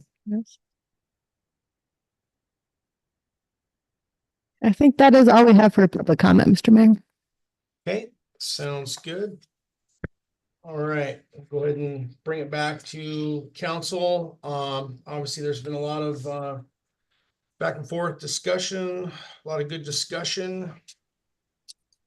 Mr. Mayor, may Yep, go ahead, Vivian. just wrap it up. Thank you, Crystal, for your comments. I think both the mayor and Crystal's last comments are exactly where I've been trying to head with this thing. And that is the three properties down there. If we let them go from being strictly a business and then secondary residential, we will lose sales tax. We will lose a potential of having real business there. And Crystal laid it out very beautifully. People, I see them all day long wandering down and around the boardwalk. So to me, why would we possibly consider giving up the business lots that we have right now? Because these three property owners, who most are in compliance or working towards compliance, may sell tomorrow, as Crystal said, or next year, 5 years from now. And then it becomes, if we change it to waterfront commercial residential, then, as our mayor said, it's the most lenient. And unless you really, really, really are a business entrepreneur, you have the option to not be a business. And that is not in the best interest of the public. So I keep going back to that question. What is in the best interest to the public? Not to these three properties or their current property owners, but what is in the best interest to the public? And that is a statement that is so pure, that to retain these as business properties first in the commercial business district, to me, there is no question. And I applaud all the businesses that are in Seldovia and those of you who are business owners and what you try and you do accomplish here. Thank you, Mr. Mayor. Yeah, thank you, Vivian.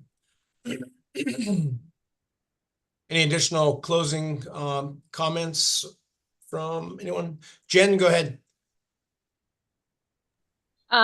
Yeah, so in listening to everyone, I feel like there's three different discussions happening. The general business district discussion of permitted business. Obviously, yes, we're getting away from fishing, and I know a lot of the, we used to have the commercial marine and everything that was supporting the commercial or the fishing industry. Yes, we're getting away from that, of course.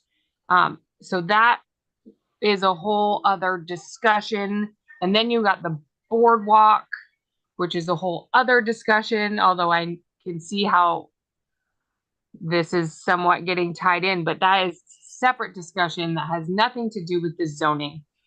It comes back to, for me, it comes back to the need. These do not need to be changed. I feel like, bottom line, they do not need to be changed. That's number one. And kind of, I'm getting to where John's at, where we do not need to be having these conversations and spending all of this time on stuff like this when it's unnecessary. I don't think they need to change at all. Thanks. Okay, thank you, Jen.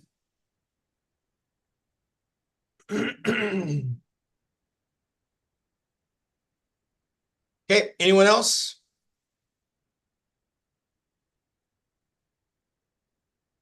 Okay, with that, then I guess I'd look for motion to, if everyone said their piece, motion to approve ordinance 25-02, and then we can get everyone's vote on the record.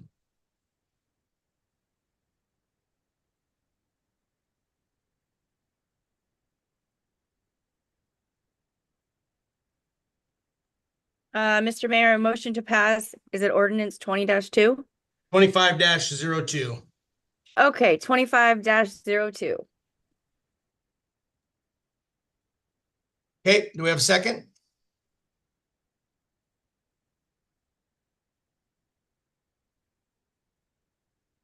Okay. So we can let it die on the table. We can let it die.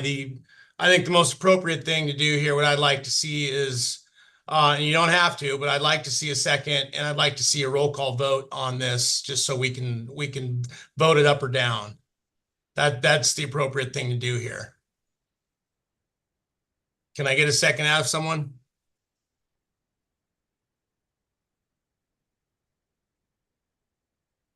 Mr. Mayor, for clarification, if there is not a second, it dies and it can be brought back or not. Heidi, you want to go ahead and chime in on that? Yes, thank you, Mr. Mayor. Per Title 18, it states that application, if it's not approved, can't come back within a year with the same or similar intent. So there would be a year leadway. Is that what you're saying? It could come back in a year. It could come back, the application could be presented again in a year to the Planning Commission. Okay. Okay. Mr. Mayor, I'm hoping that we can take care of this tonight, and that the role of the city as far as what businesses are allowable and what we can do for the city, for the business owners in town, can be accomplished outside of this realm.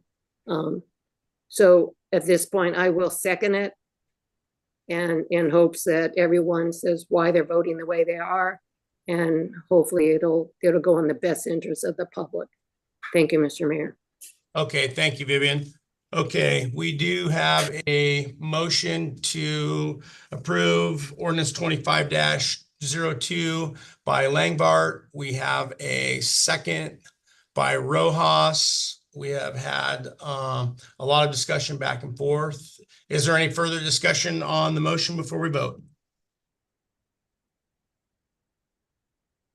Okay, hearing none, we'll go ahead and vote on the approval of ordinance 25-02. Keithley? Nay. Langbart?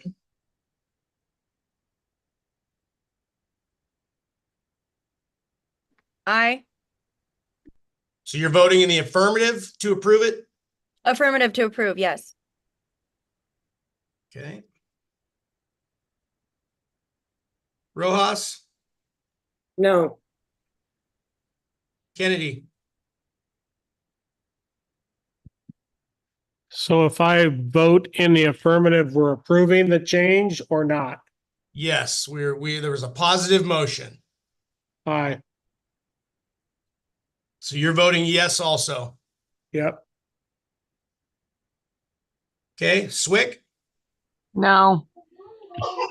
Okay, motion fails with 3 noes and 2 yeses. And 1 absent. Okay, Am I able, motion is not passed. Yes, Meg?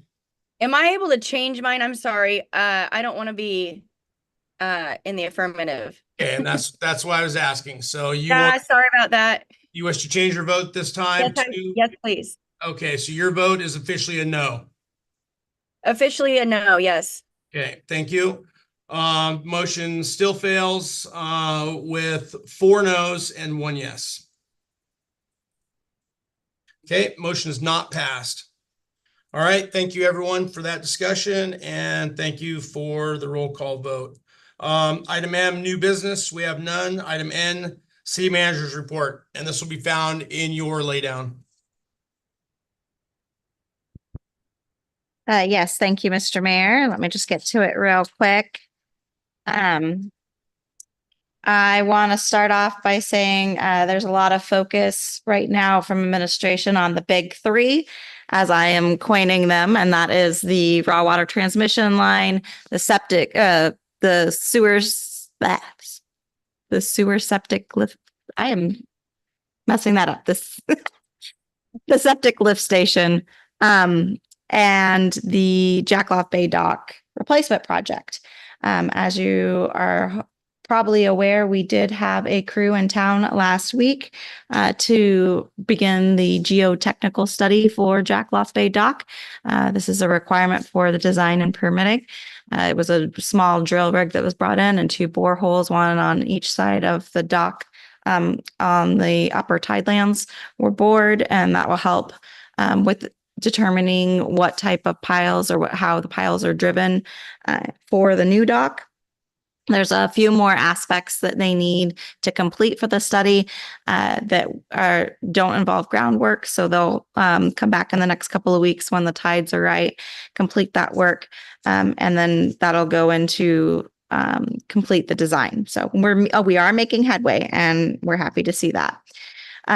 We did sign the grant agreements for both projects through the state legislative designation grant, and that's the raw water transmission line replacement project for $250,000. That's the large majority of the match for the federal appropriations of $1,166,000 for the project that we are in the process of hopefully receiving that grant agreement. All the pre-award documents were submitted to the EPA along with additional information they requested.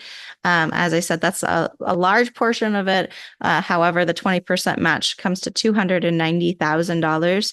So as part of that grant narrative, it commits $40,000 from the city to see that project complete. So we do have that money in major maintenance and repair for water, and we'll have to look for an appropriation when that comes time from the city, and that consideration for the council. There is also a missing piece to the project, and that is the project design. We're estimating that portion to be $163,000 if the project is not bid as a design build project, which is the hope that we can put out the RFP requesting individuals to submit that proposal to include the design as part of the construction project.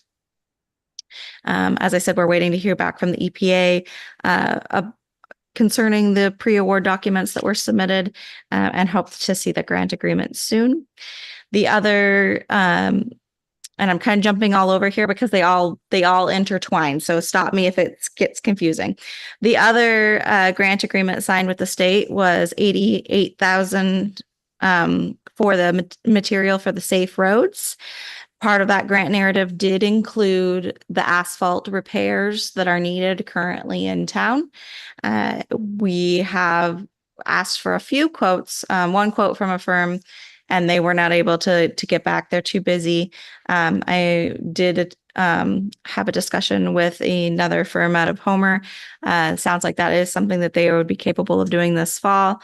And so we are looking to pursue that. Now that the agreements are signed, we can pursue ordering material, having that asphalt paved, and moving forward in that project. There is another portion of the Safe Roads project that's also a federal appropriation. That's $22,000. That in working with the Alaska DOT, the funding is funneled through them, through the US DOT, but because of the caveats of the federal requirements, the NEPA environmental study on additional needs, it really dwindles those funds down. So in working with ADOT, we have a plan to utilize the Denali Commission for access to those funds, and that is still in discussion. But that'll be additional material that can be purchased. We're moving ahead right now without it, in hopes that is able to be secured this fall. Moving down the line, septic lift station improvement project. This has been a really long, heavy lift with ADEC for the loan application and the grant agreement through the state revolving fund. We have been told that the loan application has been finalized and they are now working on the grant agreement. I spoke with Peninsula Contractors, who was the winning bid for the RFP for that project.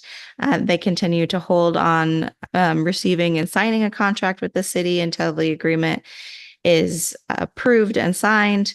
And then, of course, to order parts, which we are really eager to do sooner than later so that potentially we can complete this project this fall before it freezes. The drainage map and stormwater management plan, we had HDR here for an in-person meeting on August 26th. Draft stormwater management plan is now in process and this project is scheduled to be closed by December 31st. We're looking forward, even though we're having this CIP discussion now, and we'll get that plan finalized here in the next couple months. I think that we'll be looking forward in the future to using some of those suggestions out of those projects, out of the stormwater management plan, and incorporating them into the CIP in order to pursue additional funding. The hydraulic boat haul out trailer, this is the large trailer, not the sling trailer, is in rough shape.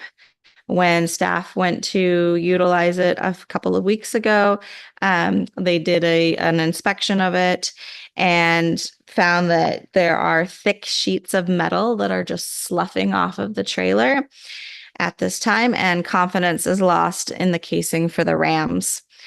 This is a black iron trailer. It had an overhaul around a decade ago.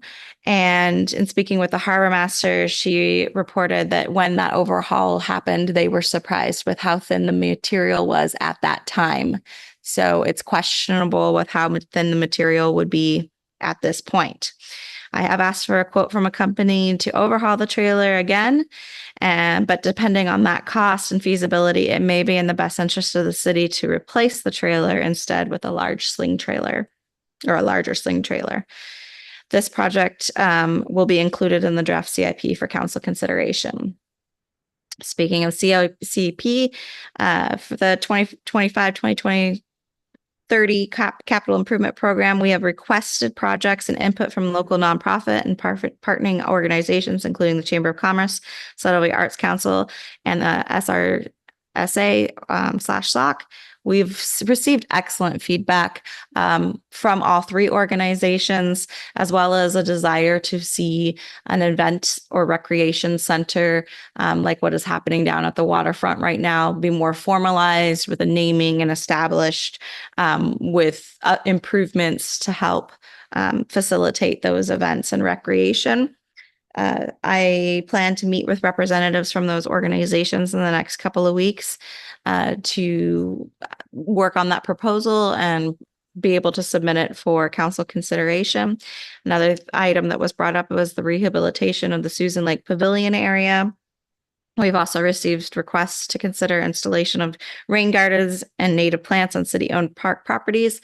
I think that some green space and rain collection areas will probably be included in the stormwater management plan. So that does coincide with that, as well as a request to consider in the CIP a dockside aquarium located in the Seldovia Harbor, and to preserve wetlands and install a boardwalk for a trail system on the lots between the city yard and Young Street. Again, these comments will be provided more formally in an upcoming discussion on the CIP. The boatyard impoundment process is finally moving ahead. We did send out a notice of disposition and impoundment this morning, and a vessel auction is scheduled for October 10th and 11th. See attached. That's for 4 vessels out of 7. Employment opportunities. Johnny Gruber has put his name in the hat to come back as a full part-time public works operator, working 25 to 29 hours a week. We have accepted his help, and the Public Works Project Board has been updated for the fall. I'll be holding discussion with staff this week about the department and its staffing, and formulating a plan for that department moving forward, and in regards to their staffing. All other positions have been filled, and I want to give a big thanks to Alex Rojas, who is our new ticket agent and ferry line handler in the city office. She's also now the sub for senior meals. And Helly Hansen, who is our new administrative officer for the SVFD, is a backup line handler, or sub for line handling for the ferry. So it's a great team, good teamwork. The city office and maintenance shop energy improvements project, there was a resolution on tonight accepting that award. So we will be moving forward with signing the grant paperwork here, or the grant agreement, in the near future, and then ordering materials and getting that work complete. FY24 audit is in process. You guys should be receiving letters from the auditors, and yeah, they're let me see, the council member questionnaire. So look for that to come around, and please fill that out and get that back to us.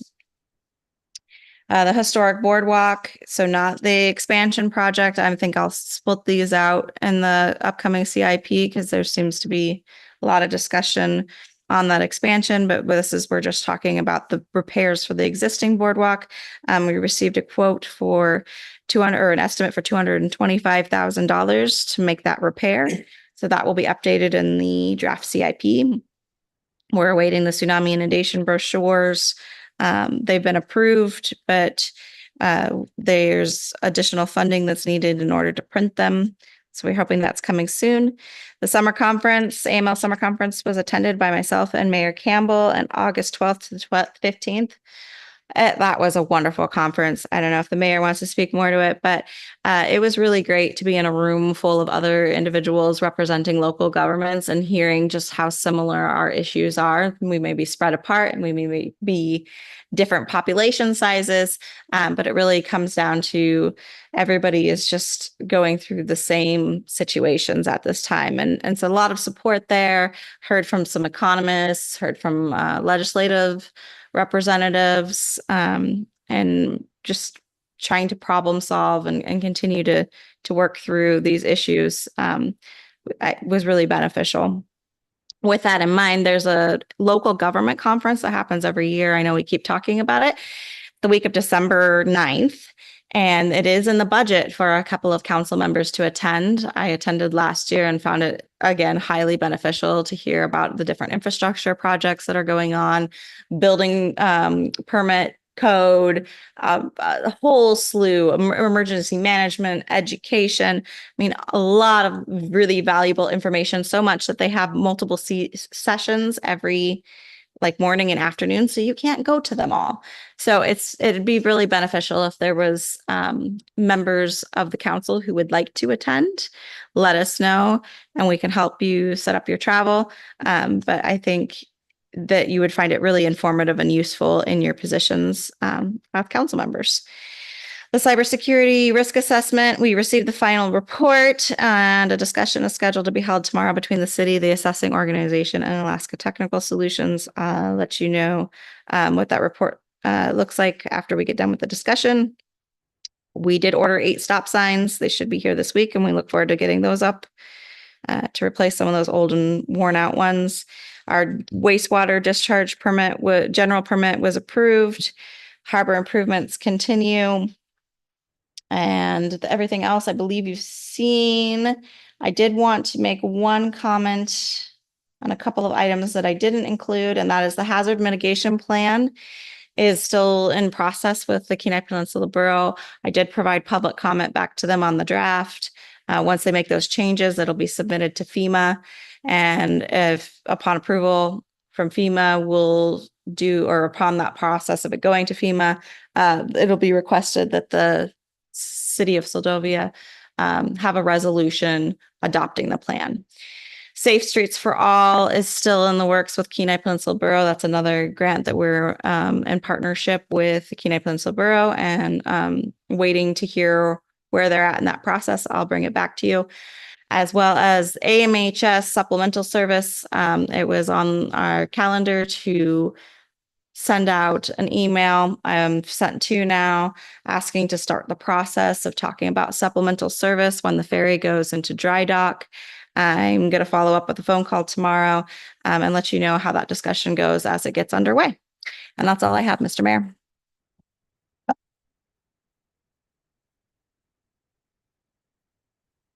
Whoops, sorry, I was on mute. Any questions? Thank you, Heidi. Any questions or comments for the city manager?